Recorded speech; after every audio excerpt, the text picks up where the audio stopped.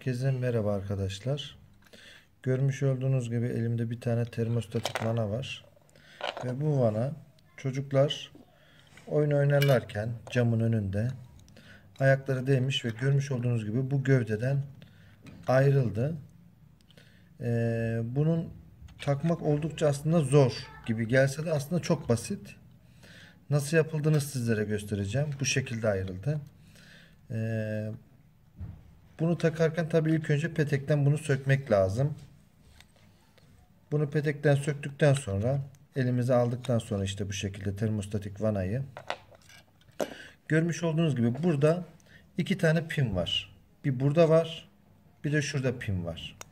Bu pimleri ince bir tane tornavidayla geriye doğru itekleyeceğiz. Şu şekilde.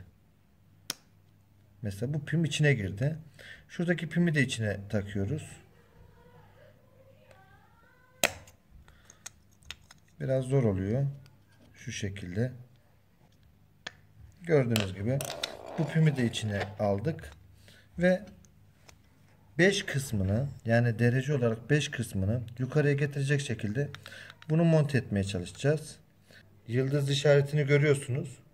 Tam buradayken hafifçe böyle itekliyorsunuz. Bakın. Tam eşit miktarda.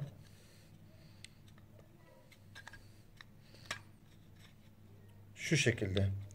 Gördüğünüz gibi girdi içine. Şimdi pimleri itekleyeceğiz. Çünkü pimler dışarı doğru atladık. Şimdi içeriye doğru atıyorum.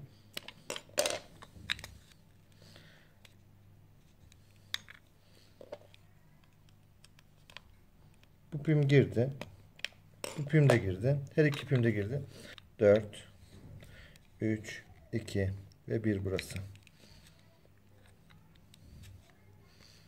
Normalde eğer bu pimleri çıkartmazsanız hayatta bu takamazsınız içine.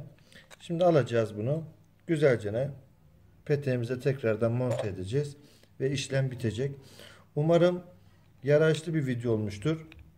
Ben ilk çıktığında YouTube'da bu tarz video çok aradım ama bulamadım bir türlü. Kendim araştıra yani kendim deneme yanılma yoluyla tespit ettim. Nasıl çözüleceğini ve videoyu çekmeye karar verdim. İzlediğiniz için teşekkür ederim. Kanalımı beğenip abone olursanız ve destek verirseniz bana çok mutlu olurum. Teşekkür ederim.